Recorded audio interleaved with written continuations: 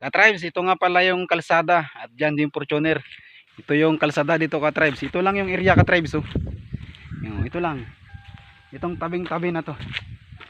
So yan lang ka-tribes. Yung lupa. Papunta doon, 3 hectares. So what's up ka-tribes? Ayan, nandito na naman tayo sa Barangay Mendoza. Sakop ng Roxas, Palawan ka-tribes. Meron na naman tayong ibibintang lupa dito. 3 hectares? 3 hectares. Yan. Ang papel nito, tax deed, may nyug ka-tribes, saka ano bang kahoy yan? Mga bangkaon, daming tanim, bangka. Jumilina. Tapos santol. Daming ano tol. Kung may mangga pa ka-tribes, oh, may mga tanim na mangga. Iba ko po yung camera para makita nyo ka-tribes. Yan, oh, kita nyo ka-tribes. Meron siyang santol, yan ka-tribes. Yan ang tanim nito, produkto. Santol, mangga, nyug. At may basakan nito ka-tribes, 3 hectares. Ang papers po, tax declaration, release po ka-tribes ang area. Release po itong area na to. Yan, napakagandang area po ito. So may basakan pa ito ka-tribes na kasama at abot ito sa kalsada. So mamaya pupunta natin ka-tribes yung puntahan natin yung kalsada para makita po ninyo. And shout out sa kay Ate Silly dyan at saka kay Sir Nikael. Ayan. Sir, baka gusto nyo yung area na to.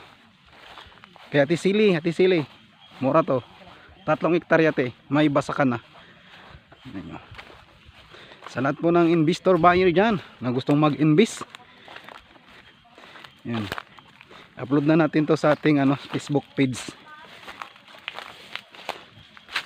So may ilog siya ka-tribes ha. Ito yung ilog, tamo, ang laki nito ka-tribes. Laki ng ilog yan. Ito yung ilog ka-tribes. So ang laman daw ng ilog na to ka-tribes ay mga tilapia. Yan ang laman ng ilog. Ka-tribes yan yung basakan, no. Mamaya pupunta tayo sa harap para makita nyo. So ito yung sukat, 3 hectares. Sorbe na to ka-tribes. May sorbe, may muhon. At may mga tanim. Sa mga gustong mag-invest, PM lang po kayo sa ating sa ating Facebook page, Tagbanwa Vlog. Yan. Shout out po sa lahat ng viewers natin, OFW. Kung taga saan man po kayo, magandang araw po sa inyo. So yun ka-tribes, andito tayo sa may basakan. Ito po yung kasama na basakan ka-tribes. At malapit po ito sa kalsada ka-tribes. Pasok po si Fortuner.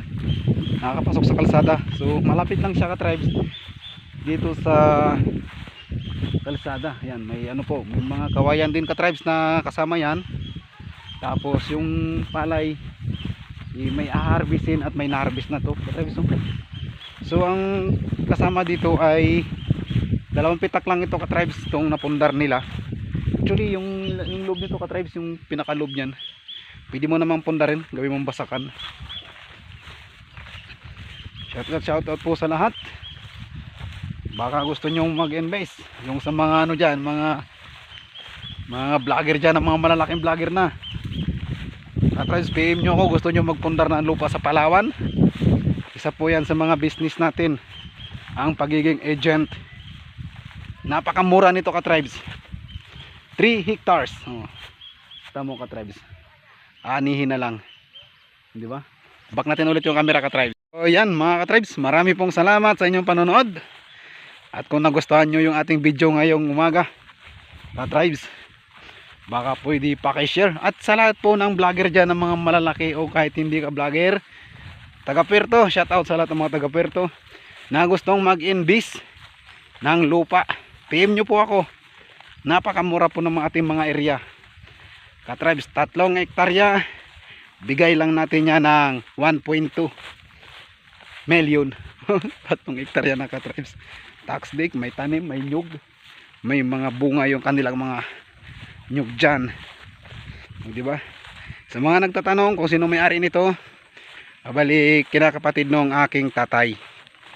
Yan. Parang tiyuhin ko na kumbaga ka-tribes yung may-ari nito. Ito na ka-tribes yung ilog kanina na pinuntahan natin. Tamo, may malit din na tulay. Ito yung problema dito ka-tribes. Hindi nakakadaan yung ano yung sasakyan kasi nga mayroong tulay.